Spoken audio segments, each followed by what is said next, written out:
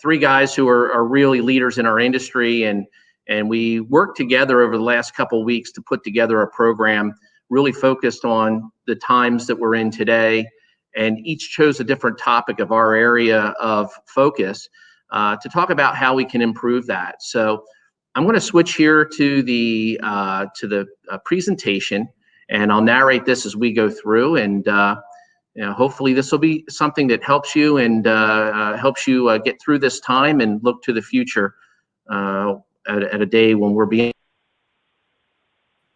So a little bit about my background. I've had about 30 years of experience in lubricant analysis and machinery reliability. I've been a site lubrication engineer for nuclear power plant, for the National Institutes of Health, for some pharmaceutical manufacturers, and I've been a contract tribology expert for the U.S. Army. I do have certifications through ICML. I have CLS, and I'm also a level 3 in infrared thermography. I'm the owner and president of MRG Labs. We have a laboratory here in York, Pennsylvania, and previously had built a lab in the radiological area at a nuclear power plant. I'm also on the ASTM O2 subcommittee for in-service lubricant testers. Today, what I'm going to talk about is some of the current challenges we have in the COVID-19 environment with respect to greases. And I'm going to talk about what it was like before COVID-19, how we determine the correct grease amount, frequency, and method. I'm not going to go too deep into that because if you were with us yesterday, Mike Johnson spent time talking about that exact thing. If you missed Mike's presentation, it will be available as a recording that you can request from this group, and we'll get you the recording. As well as there's any issues today, any problems with the presentation today, there will be a copy available of the video.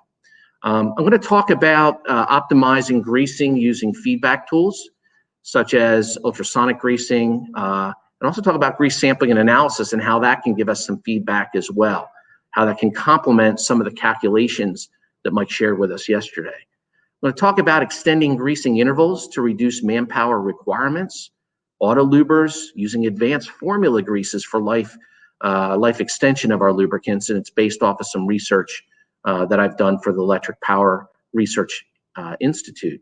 I'm also going to talk about grease analysis to extend equipment life, how we can use routine grease sampling for early and really pinpointing the degradation mechanisms that lead to the end of life for grease, and also talk about how we can incorporate grease analysis into failed component testing.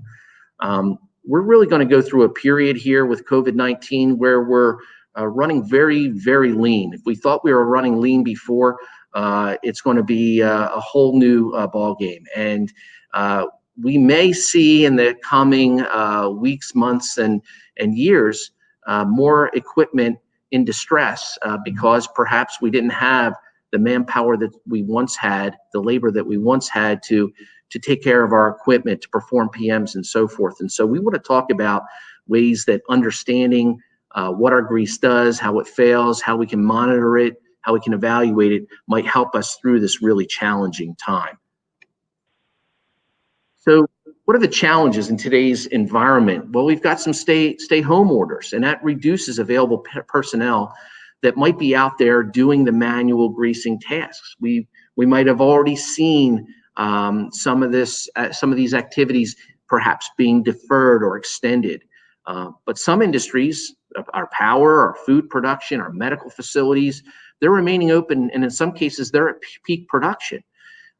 So what we end up with in this kind of situation where the labor might be limited is that we get critical tasks being prioritized while some of the routine tasks might be delayed.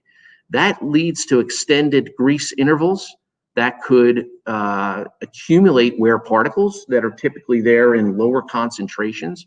But as we extend the period to which we'll replenish the grease, the wear particles that are normally being flushed away start to build up, and they become a problem in the pathway of our bearings and gears and so forth. We might see contaminant ingression, particulate ingression, dirt, water getting in. And maybe in the past, the routine greasing kept that at bay. There may be more opportunity for contaminant levels to rise. Grease will oxidize, it will get to the end of its life, and we might even see a loss of protection of these components and abnormal wear conditions. Critical assets may have an increased failure likelihood due to greasing neglect, and that might impact some of the really important tasks that folks are out there doing for us right now, getting us our food, the hospital facilities, the research facilities, all of the critical life-sustaining activities that continue to go on. For other activities, we've kind of shuttered the doors. We've put things on hold and we've idled some assets. Those might have moisture intrusion in this cold shutdown condition, not necessarily temperature cold, but just not operating for a period of time. Moisture levels may build up. Corrosion might take place while we're waiting for restart. And again, Mike Johnson talked a little bit about that yesterday. Before COVID-19, we determined the correct grease, the amount, the frequency, and the method. How did we do that? Well, sometimes we opened up the OEM manual and it might give us instructions like use an all-purpose extreme pressure number 2. And that might be the extent of the guidance that we're given. We have historically greased components that are not optimally lubricated. They might be over-lubricated or under-lubricated. We might have grease mixing taking place, over-lubrication, incorrect grease being added, and all this leading to failures. Sometimes when we talk about, let's say, electric motors, for example, you'll commonly hear the conclusion that most electric motor lubrication failures are due to over-greasing. And how do we make that determination? Well, we open up the motor and we see grease covering the windings. And I do believe there are instances where excessive amounts of grease are added, there's no purge path, the grease gets past the shields and it's into the windings. But I have seen examples where mixing is taking place. So you've got one kind of grease that the motor's provided with, another grease is being added to it. The result is a softened mixture, extremely soft and runny, and just the movement of the rotor pulls that past the shields that would otherwise keep an unmixed grease in place. And so sometimes we see the grease in the windings and we say, oh, it's over lubricated, and we miss out seeing the fact that this softened grease is migrated because it was mixed with two products that were incompatible. You know, our routes are often based on convenience. You know, you go into a facility and you say, how do you determine grease? Well, we do quarterly greasing, and it's just a one schedule across the board for the equipment. It's like, we got time, let's go grease everything. But we've got machines that have small bearings that run slow. We've got machines with larger bearings running faster. We have all kinds of variations in what the optimal greasing should be. And yet sometimes we just have one common way to approach it. The grease, until you see it, is a real problem. And it kind of comes from lack of education. If folks haven't been taught that over-greasing is a concern, they might just grease until they get some feedback. I don't know, I'm pumping the handle on this thing. I don't know if I'm doing any good. Oh, there's some grease coming out. I must have put enough in because it's coming out. And very often, that's going to lead to over-greasing. That can damage the equipment. It can be an excessive amount of time being spent greasing by our personnel and result in excessive consumption of grease. And often you see programs where they're delivering shots, right? Like, how do you determine this machine? Well, I give it about 5 shots of grease instead of having measured quantities. And grease guns vary in the volume that they deliver. So, you know, that can be a problem. So you might have time right now. You might be part of the workforce that is working from home and working hard to be productive and make an impact for your companies now and in the future. And this can be a great time to rethink your greases now that you've got time. It may be in the past that you were, you know, had meetings all day long. You're in the plant, you're out of the plant, you've got reports to write, you've got all these measurements to take. You just never have time to take a moment and say, all this work we're doing, are we doing it right or aren't we? And I shared a pie chart here from a facility, a very high-end production manufacturing facility that's today is still full go. And at the beginning of our lube assessment, our review of the use of lubricants in their facility, we found that over 60% of the greases that they were using were inadequate for the application. They may have been the wrong base oil. The additives may have been incorrect for the application.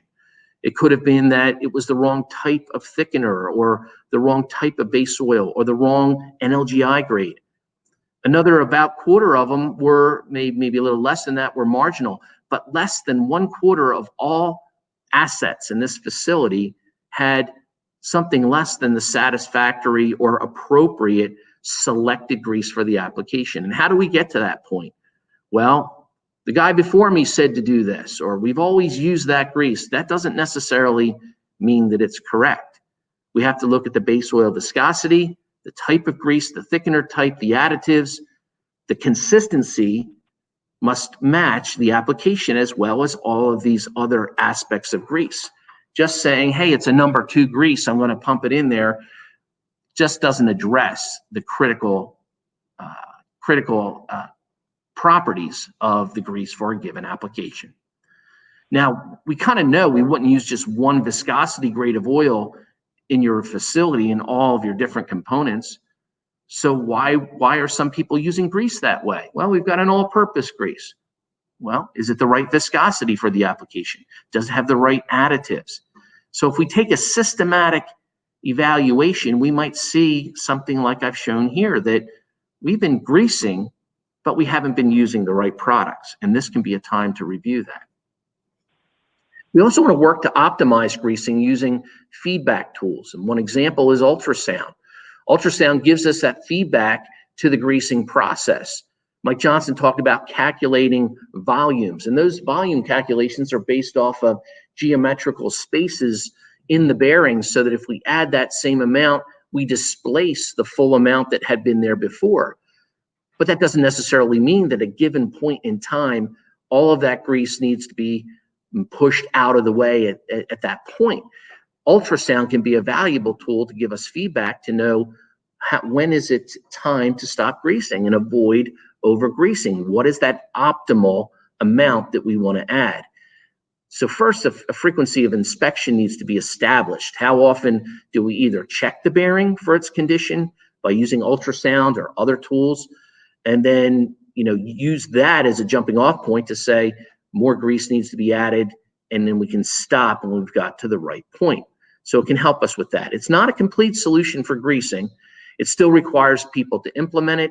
It still requires evaluation of the feedback of the efficiency of the process. It doesn't take into account whether contaminants are being purged out frequently enough to protect the bearing. So there's other aspects as well.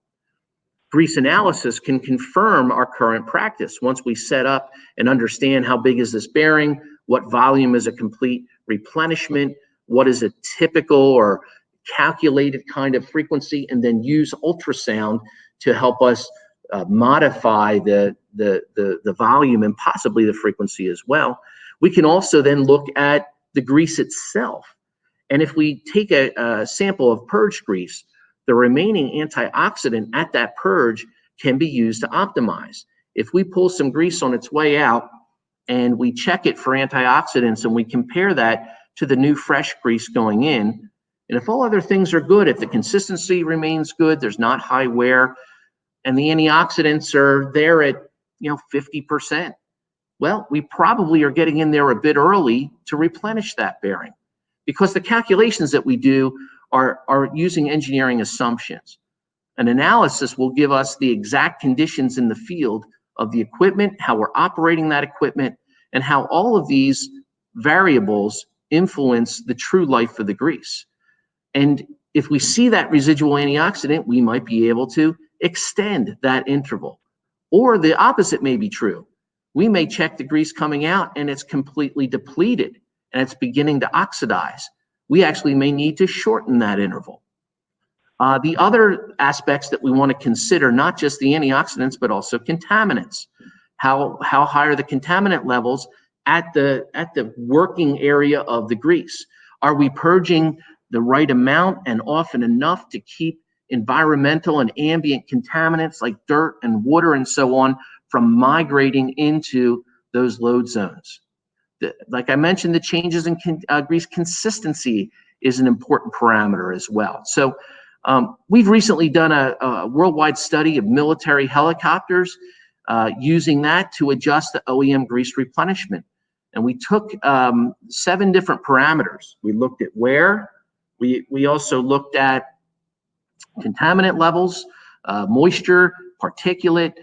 We looked at the antioxidants, and together created kind of an index of the aging of that grease. And so this chart here shows us a grease that's formulated with 3 different antioxidants. And so if they're all at 100%, we would get a total oxidation index of 300. And over operating hours for that equipment, we could see a clear trend in the degradation. In other words, there was oxidation stressors that are present in a rather uniform way over the life of the operation related to equipment hours. And by extending that out to a target of a minimal remaining antioxidant, we can optimize that replenishment frequency. By using this kind of criteria, oxidation index, the contaminant levels, the moisture levels, the wear levels, the consistency changes in the grease, we were able to cut the number of lubrication tasks by 43% for this fleet, and the number of service interruptions for these assets being in service were cut in half. So greasing was interrupting the amount of time that these assets remained in the field. We were able to cut that in half. It just gives us an example of how we can further fine-tune our replenishment strategy using calculations to understand first, following that with ultrasound as an immediate feedback tool, and then using grease sampling and analysis to truly optimize the application. So we would also, if we're in a current state and maybe even a future state where the labor is not readily available as maybe it once was, we would want to look to extend greasing intervals. And many facilities are extending those greasing intervals right now. They are there trying to, with people staying at home, with perhaps some people with health issues not available to do tasks, difficult decisions are being made now on what tasks do we do, what tasks must we do, and what will we just kind of try to plow through till we get to something resembling normal again. And a couple ways to extend greasing intervals to reduce manpower include the use of auto greasers. We've got single point or multi-point automatic greasing systems. It allows us to add smaller quantities more often because it's kind of continuously present, and often that's a better delivery mode for grease, is to have a little bit more often than a whole bunch all at once. We still need to have human operators to check on systems like this, but some are now being supplied with automatic monitoring, status, health status reports, and so forth, which will minimize these manpower requirements. This can help us reduce manual hours. We can monitor them remotely to see if they're working well, and maybe even when they need to be refilled. I was involved in an Electric Power Research Institute study that was an attempt to reduce labor for something called the nuclear promise. Last few years, the nuclear industry has been looking to become more competitive while staying safe, keeping safe operation of those assets. And part of that way of being competitive is to reduce the amount of labor required for tasks to run and operate the facility. In this case, we evaluated some advanced non-contact seal designs for bearings. We looked at synthetic lubricants. We looked at ceramic style bearings and even solid oil bearings. Now, the existing interval charts that we often use, or calculators that we use, are based on conventional soap and mineral base oil greases. And there are some greases out there that we might say, heck, these greases really never die if we can keep them clean From an oxidation and end-of-life standpoint, there's some albeit very expensive greases, but formulated in a way that oxidation is not a common concern, even up to very high temperatures. And when labor is at a premium or just not available, a more expensive grease could actually be a lower total cost of ownership of the asset, especially for assets where there isn't a whole lot of volume of grease to begin with. And there's one example that we shared in that report was a cement facility that had decided to change all of their motors to sealed bearings. Now that would be problematic because traditional greases might only last, several months to maybe a year or 2 years. But the sealed for life with a polyfluoropolyether grease, while much more expensive when comparing it to the other greases, was able to extend that out substantially. For this study that we did, we found that we were able to extend these intervals by using some advanced grease formulations. And so in this chart, you see these lines which are comparing ambient temperatures to the operating hours. And what you see here is that a kind of standard grease, the lithium stearate and mineral oil, which is really the basis for some of the calculations, the calculators and the online tools that are out there, would give us X number of operating hours that we would calculate at a given temperature to be able to have to re-lubricate that. And you can see as the temperature goes up, the interval goes down, the amount of operating hours goes down. That means we have to grease more often.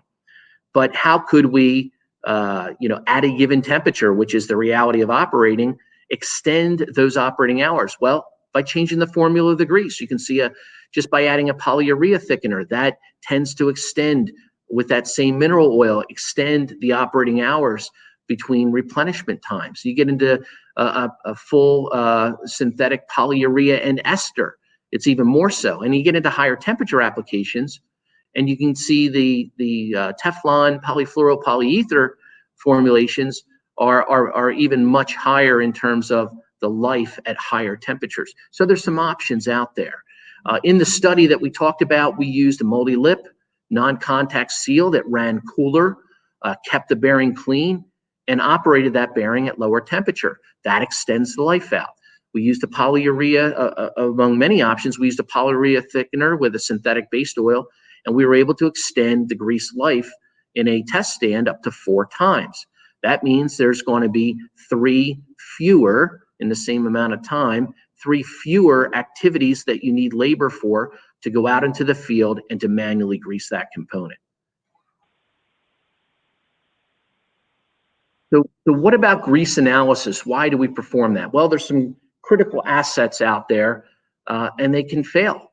And sometimes they don't have to. And the warning signs are usually in the grease long before the component is irreparably damaged. We're talking about many different kinds of failure mechanisms.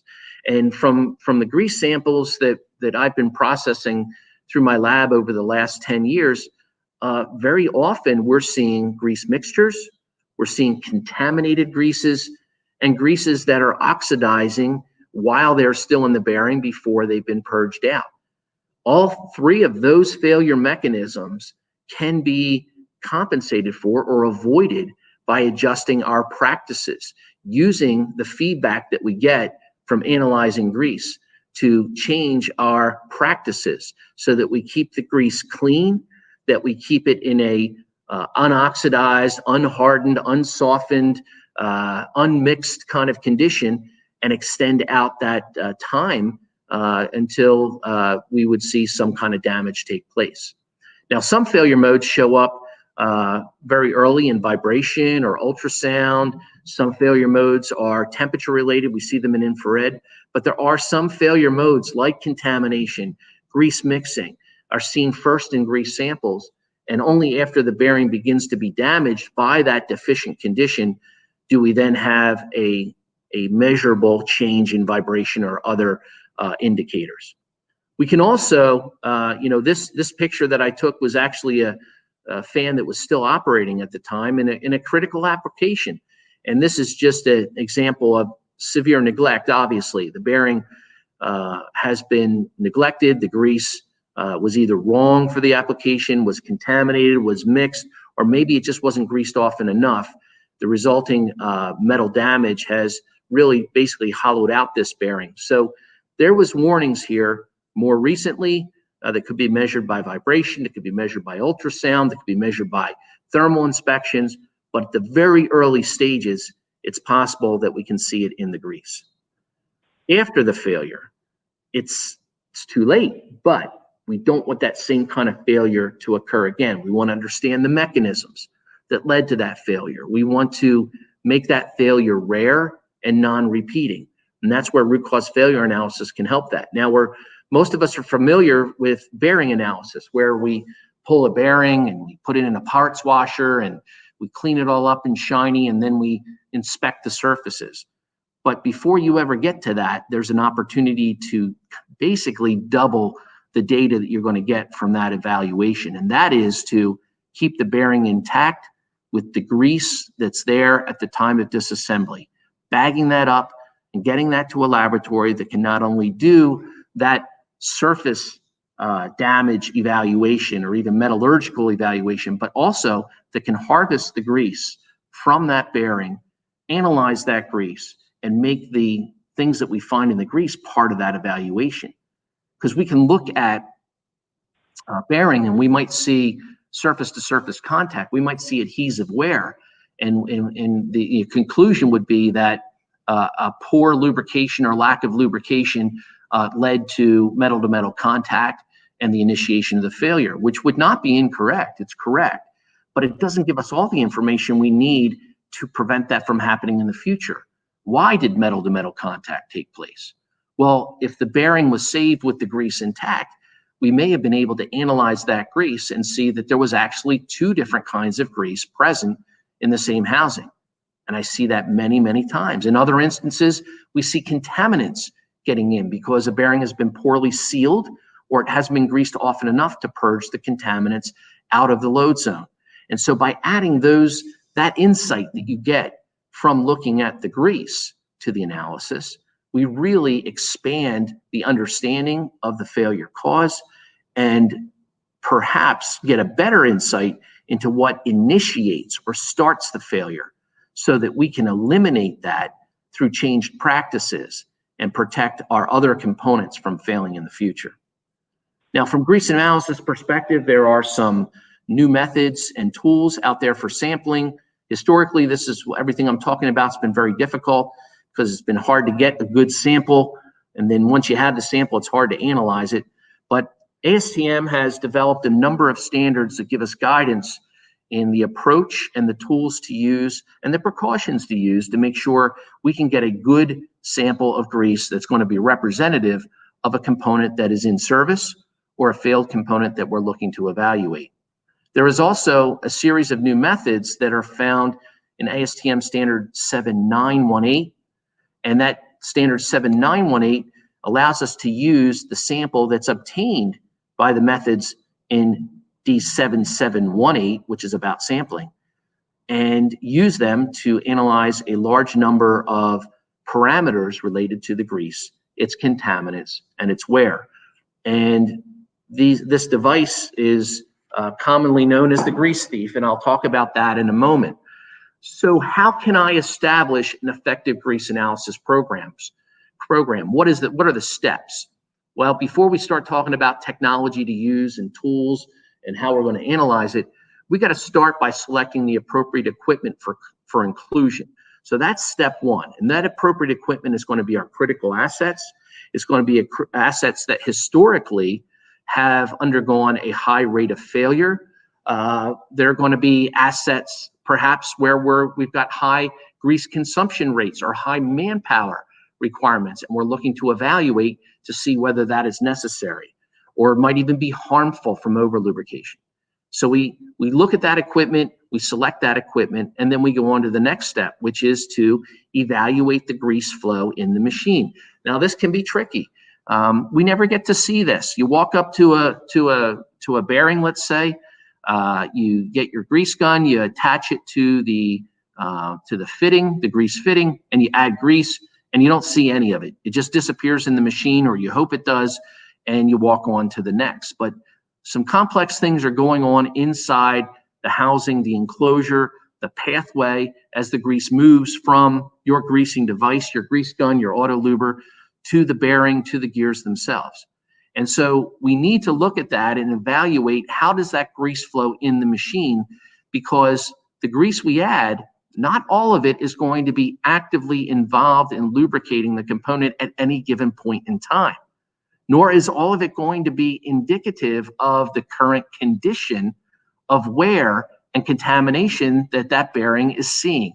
Only by getting to the live zone do we accomplish that. And so that's really one of the first steps. Once we know what machine we have, we want to see and evaluate how does the grease move, where is it added, where does it go, how does it purge, and how does it move within the enclosure that the grease has been added to. The next step is to select appropriate equipment for obtaining a representative sample.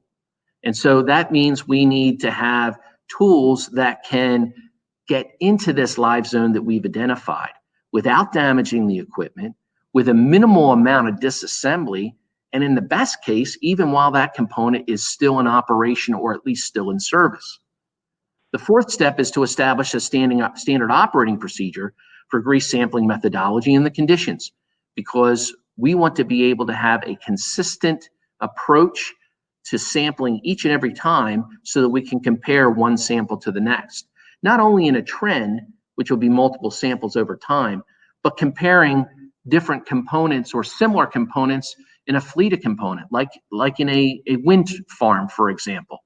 We want to sample each wind turbine the same, because even the first time we ever set out to sample it, we're going to get information where we can share across that those selection of components, because they're operating in a similar environment under similar conditions, starting up and shutting down, same kind of number of operating hours for the most part, and we can compare the results of the analysis that we get under those conditions.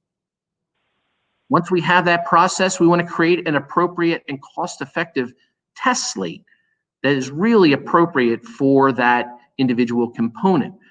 A more critical or higher cost component, or one that has a severe condition of failure or shutdown, is one that we would maybe dive into a little more deeply. Some components, however, lend themselves well to very simple screening tests, where we can look at 2 or 3 parameters and gain some good insight as to whether things have changed and whether it's warranted to go into a more in-depth analysis. For example, for robots, greased robots used in manufacturing, auto manufacturing, etc. It's a very unique condition where the grease moves well within that enclosure, is thoroughly mixed, and a very good representative sample can be obtained from that location. The greases are usually very light in color when they're added, and those changes in color can be monitored as an indication of degradation, accumulation of contaminants, etc. And very quickly, in the sampling tool that I'll talk about next, we can check its ferrous content. So in a highly iron-based system where the component wear surfaces are typically all primarily iron or ferrous, we can check that real quick. So we get an insight into the wear condition, changes to the grease, even pick up when someone has maybe put the wrong grease in that's a different color, and we can screen out which ones are the right candidates for the more in-depth analysis. Once we have that, we want to generate a sampling schedule with optimized frequencies, and then use our analysis results to determine where there are systemic issues. What I mean by that is a sample tells you more than just a story about that particular component that the sample came from. If we see that happening in multiple components and we look across the components, these may be systemic issues. For example, if we see very high particulate concentrations in greases, we would maybe first look at, well, where are they coming from? Are they getting to the bearing from the outside environment? Then maybe it's the seal that's a problem. But then we go back and we check the grease gun itself, and we take a sample of new grease from the grease gun, and it has high particulate count. Then it might be our storage practices, might be how we are filling our grease guns. It may even be that the manufacturer just doesn't have strict controls on contamination, particles, and so on, or is having a problem in their facility and they're generating high particle count or high moisture count in their new greases. So these are all things that we can work back through the system to determine these systemic issues that might affect multiple machines, or when it comes to maintenance practices, might be affecting all of our grease lubricated components in a given facility. The grease thief samplers that I mentioned are shown here. To the left, you can see a close-up of one of the grease thieves. It has a clear plastic body. It has a fitted piston. The piston allows us to do really a couple of things from a sampling perspective. One is that this can be placed, it has a thread at the end of it, and it can be placed threaded into a machine drain to allow the exiting grease or purged grease to fill up and be retained without falling on the floor or getting otherwise contaminated, and gives us a representative sample.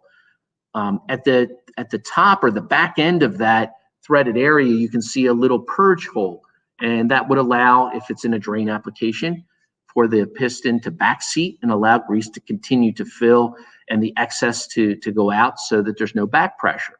We can also put that device into a handle like you see on the picture on the right side. And now it's a tool where I can open up an access point that just needs to be a little bit larger than the diameter of that device. And then I can position it with the piston at the end, which means when I first insert it into the machine, it's going to push the grease out of the way until I get to the location that I've identified as my live zone.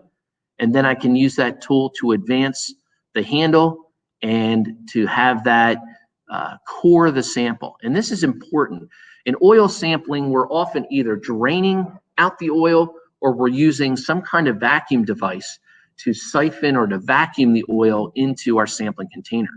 That does not work for greases. It's true that if you put a real strong suction and maybe a piece of tubing into a reservoir that has some grease, you might get some liquid out, but it's typically going to be the softened or just softest parts of that sample and really not representative of what's there. If you have an enclosure where the grease has separated into soft and hardened sections, you're just going to get the soft stuff, and that's what you're analyzing. What we really want to do is core that sample, and that's where this approach allows us to take that semi-solid core sample and have it really be targeted to that live zone and be able to do that and repeat that over and over and over again. At the bottom, you've got two drawings here, and they are the grease thief. There's a little difference between them. And you see the one on the right has what we call a stinger probe. This would allow you to insert it essentially blind into an enclosure through an access hole until that stinger probe would touch that surface that you're looking to sample, and then hold the piston in place while the body cores forward and takes that core sample. And so we've got a couple of options here to make sure that we end up with a representative sample. All that, by the way, is found in that ASTM standard D7718. It's not the only thing that's in that standard. That standard is really written to be a guide for multiple approaches to sampling. It talks about using a device to kind of harvest the grease. It talks about using suction, but it also talks about the risks of the different methods and the limitations and our concerns for that to be sure that we get a good and representative sample. But when we get that sample, what we have is about a gram of grease, maybe a little bit more than a gram of grease and no more. And so with that, some of the traditional tools for analyzing grease are not going to work because, you know, they're looking for larger volumes. And so a whole series of tests has been created. They're found in ASTM D7918 that takes that 1 gram sampler and utilizes it to analyze the grease and to optimize the analysis process. And so there's a couple of steps. One of the first we see here is in the ferrous debris. So we use an induction coil type tester. There's several out there on the market.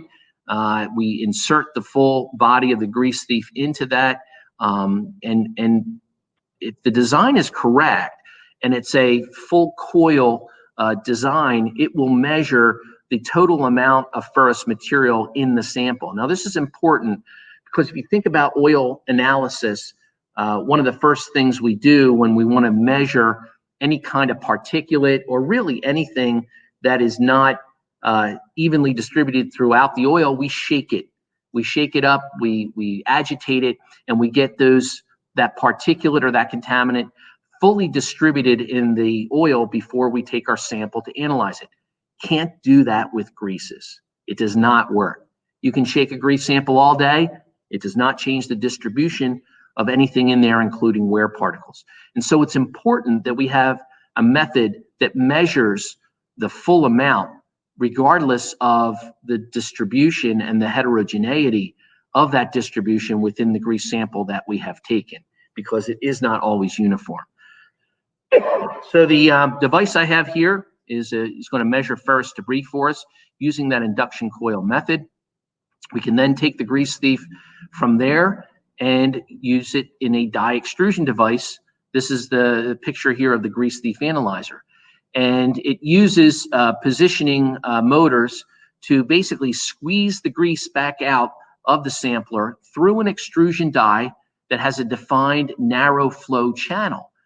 As we're extruding it at varying speeds, we measure the load that is imparted on the handle as it's pushed out as a function of a load profile. That load profile is created for new greases as a reference, and then the in-service grease, the used grease that's submitted, its load profile over those varying extrusion rates is compared. Grease is a non-Newtonian fluid. We're all familiar with viscosity and how important that is to the function of an oil sample, and how important that test is to understand how that oil sample is behaving, how effective it'll be at doing its job. In grease, we look at the viscosity, still important, but we're going to be able to measure the consistency changes in the grease, because that's a main mechanism. This is something that we can see where grease either hardens or softens or separates in service, and it has a significant impact on its effectiveness. So by measuring that extrusion, we can tell whether that grease is still behaving in a flow and rheological sense as the new grease does, or whether that has changed, whether that grease has essentially gotten harder or softer or begun to separate. Now that's done on a substrate, and you see that substrate at the very top of these images. That long thin piece is a photograph. There's a barcode to the right, and it's a photograph that shows the extruded grease as a thin film lying down on these plastic substrates. Each of those can be separated away and then used for a different test. One of them can be used in a linear sweep voltammetry, the ruler test. We can just pop that right into a vial, shake that up, use the probe and measure the antioxidants relative to the same procedure done for a new fresh grease. And now we know what the residual life of that grease is. We can look at the color and compare the color to the new grease using colorimetric methods. We can do elemental spectroscopy. We can use FTIR, and we show an example there, which is a sandwich cell type of arrangement. We've also looked at photoacoustic spectroscopy of greases. And then for water is another important parameter, not only for the used grease, but really for new greases as well, where moisture levels can vary based off of the production process. And while some greases are very tolerant of higher moisture levels, it's certainly a good thing to pursue lower moisture levels when we can, to extend the life, reduce corrosion, and improve the performance of our greases. So there you see 6 different tests can be done with that 1 gram of grease that are outlined in that ASTM standard. But there's actually an additional 4 or 5 tests that can typically be done with that same 1 gram of grease. I mentioned screening tests. They're real effective for robotics in some applications. We look at a few key parameters and quickly test them while maintaining the majority of the sample for some future testing. Wear, color, moisture, and FTIR are examples of good grease screening test parameters or a test slate. And if we send kits, or if we have kits with a barcode label, then access to a set of metadata, we can link them together. And the metadata that I'm talking about is what type of grease is it, what's the application, maybe even the configuration of it. It might be an OEM related parameter. What is the environment? What is the operating cycle, the number of hours on the grease, etc. And then we can start to cluster these common data sets together, even across different companies. And you can see an example at the top there of some FDM wear concentrations that have been put kind of in a cluster graph. And we've got some green, yellow, red kind of indications, but you can see one whole cluster there in the center. And it really was an outlier. As we look closer at that, that was one particular wind farm that really had stopped greasing their assets, and they were seeing significant wear levels. And so we can kind of pinpoint these problems even in just a screening type analysis. Here's a case study. It's determining the life of robot greases. And so we worked with a customer to select grease from lubricated joints on industrial robots. This was a grease with a ZDDP in it, an anti-wear and antioxidant additive. We took samples from the robots. Some of them had high payloads, rapid cycle times. Others had maybe little or no payload, so very little moment arm, very little loading of the gearing surfaces, and maybe smaller movements. The problem or the issue here is that most guidance for robots is really about runtime and not about the varying conditions that impact the true life and aging and degradation of the grease. And so we looked at that by measuring ruler and FTIR. We looked at consistency. We found that some robots required shorter greaser intervals than the OEM was recommending, but others had a much longer life of that grease. And so the results were that we went to condition-based lube tasks. It lowered the cost of purchasing the grease and seeing an overall 40% reduction in labor from the scheduled time-based grease replenishment intervals when going to condition-based. And some of the things you get out of this, as you can see, large number of robot joints looked at here, and there's kind of a common floor to this, but 3 of these are clear outliers. And so just from that one data point, it certainly justifies looking closer at those assets, evaluating their cycle times, evaluating the condition, and maybe finding that they need attention at a scheduled shutdown versus having an unanticipated catastrophic failure. Another case study I'll share is from monitoring wind turbine blade bearings. I've got some photographs from a study that was done and published by the Danish wind industry.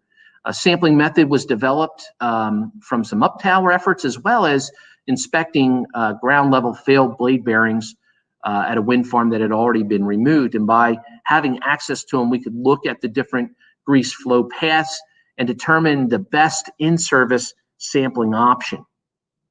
We did some shop sampling afterwards of the removed bearings using an American Wind Energy Association recommended practice guideline. That RP 814 is a WEA, the American Wind Energy Association's recommended practice guideline for sampling blade bearings in wind turbines. We used what's called the Grease Thief Slim device so that we could get into these smaller openings. It has the ability, it's a little smaller than the Grease Thief itself. It gets into openings down to 8 millimeters in diametrical clearance. And in an inspection, we found a correlation between the as-found mechanical conditions and what we saw in the wear and grease analysis results from in-service testing. Again, another kind of fleet example of a wind farm with some 20 wind turbines numbered individually here. And most of them are in good shape, but you've got 3 components that definitely want your attention. And another issue here that, for wind farms is that it's very expensive to bring out a crane to address a blade bearing or a main bearing. And maybe there's other indications that in Tower 56 that bearing needs to be removed. But we would also want to know that while that asset is deployed, set up, and available, it's going to be much more efficient to also take care of 49 and maybe even 48 because of their much higher wear levels than the other components. And this is how we can use this. So component failure analysis can be complemented with grease analysis. I mentioned that earlier in the presentation. We want to harvest the grease from the component before it is cleaned and washed. We can see grease mixing, contaminants, wear types can be identified by looking at the wear particulate that we find in the grease and correlate that to the inspections and observations that we make of the components, the as-found measurements, the photographs that we take of the surfaces and the wear patterns. Early detection of this kind of problem, and possibly something as simple as purging out grease, can avoid failure when deficiencies are found. This bearing came from the National Institutes of Health, and there was a sudden and unexpected failure of this bearing. The mechanic said that it rusted out, which didn't sound quite right. So we investigated, and we did have some residual grease in that bearing. So that was sampled and analyzed. And we found there a mixture of both the lithium complex grease that was designated for that bearing, as well as the polyurea grease that was being used in the adjacent motor. By mixing those two greases together, that mixture softened and released the oil. And you can kind of see a stain on the left side as the oil left the bearing and left behind just the thickener. That meant we had metal-to-metal contact and we had fretting wear. And this, you see this kind of reddish brown dust. And we confirmed that by looking at the isolated particles. And so the real takeaway to this is, yeah, it was already a failure and we weren't doing anything good for that particular one, but there were 19 other critical fan bearings that were still in operation. And we needed to know, were they also at risk of suffering this mixed grease scenario? By sampling the other 19, we found that 6 of them were, but the rest were not. And so those 6, we put a purging program in place. We're able to purge out that mixture over a series of days by slowly adding the correct grease while they were in operation, and the remaining bearings never suffered the failure. So by being proactive, we can use the grease analysis to find what that failure mechanism is, identify those some systemic issues, and correct them at an early stage to reduce the labor involved and the cost of a catastrophic failure. We also have the capability to count particles in greases. This new revision to ASTM, well, I should say ASTM, not ASMT, but ASTM D7918 allows us to confirm the cleanliness of new greases. It allows us to evaluate storage practices and whether that's where the grease is coming from. We can also monitor in-plant grease at auto lubers in those reservoirs. And we can extend equipment life by measuring and insisting on clean greases being added to all machinery. I'm getting near the end of my time. I think I might try here to see if I can run a quick video. And it'll just take me a moment here to go to this library. And so here is a YouTube video, and what you're going to see here is a series of greases that go from clean to quite dirty. This is a very clean grease with almost no particulate present. There are a few particles found here. Now we're starting to see a significant number of sizes, different size particles and so forth. Now the particles are getting larger, the ones that we see. And finally, we've got a very dirty grease that's just not going to last very long. So when we see this, especially in new greases, we can address this at our, let me close this back down. We can address this at the storage level, our handling practices, or maybe even need to go all the way back to the manufacturer and just challenge them to present to us a cleaner, better product. We did a study on this, and here's some of the results of particles that we found in new greases. Very clean greases were present in that study, all the way down to 0.07 milligrams of equivalent particulate per gram of grease, all the way up to basically 100 times that level of contaminant. And all those blue graph bar charts, bars there, they are all from new, in the package, unopened greases. So the question is, the greases that you're buying, where are they on that graph? Are they down to the left side, new, clean greases? Or are you putting greases into your machines that are already dirty? There's no way to know unless you test it. And even if you are obtaining these new greases that are very, very clean, the handling practices and storage practices in your facility may make them dirty by the time they get to your machine. Moisture is the same story. Some greases are very dry, others very high. We had new greases in the thousands of ppm all the way up to 15,000. And actually, in the used greases, we tended to see lower levels, just I guess because of the heat of operation tends to drive that off.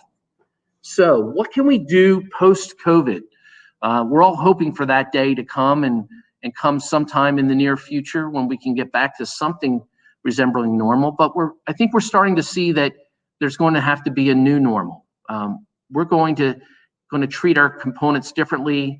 Our labor force is going to look different. And so how can that affect greasing and life extension? We've got homebound workers now that can access equipment lube databases and perhaps evaluate for incorrect grease type, frequency, and maybe be working on building new programs to implement when they return to the site. We can plan and implement ultrasound and grease sampling programs to optimize and reduce labor by optimizing the use of grease, both from a quantity perspective and a frequency of relubrication. We can identify opportunities to reduce or eliminate greasing tasks by possibly by purchasing longer life greases, synthetic greases, components, advanced seal designs, maybe even ceramic composites in some cases. Identify critical components for grease sampling and condition-based greasing to reduce labor, and start there. Test new and stored greases to identify particulate and moisture ingression routes and cut them off to keep our greases clean from the time we buy them to the time they're in the machine. Create a new grease cleanliness specification and give that to your suppliers and say, this is my expectation for the greases that I'm buying from you. I want them to be clean, and then you can test and verify them at the point of application. And create a failed component and analysis program now that includes grease analysis, so we can eliminate recurring failures and extend machine life. Hey, failures are coming, and they're coming soon, and they're coming quick because we're not out there like we should be maintaining components. Now's the time to build the program that helps you see that coming, react to it, eliminate the cause of failure, and get your machines back up to maximum life extension and condition. And so with that, I've completed my presentation. It's taken us right about to the end, and I think Michael will send us off here. Rich, I appreciate it. I'm sure that the rest of the folks that listen on appreciate it as well. Fantastic job, sir. Fantastic. This session has been recorded. If you want to copy that, please feel free to contact your connection, or you can even email me if you want. Holloway at Fifth Order and 2 of the 5. Anyway, so feel free to join us tomorrow, same bat time, same bat channel, to listen to Matt Spurlock talk about in-service oil analysis. Thank you very much, and you guys have a great day.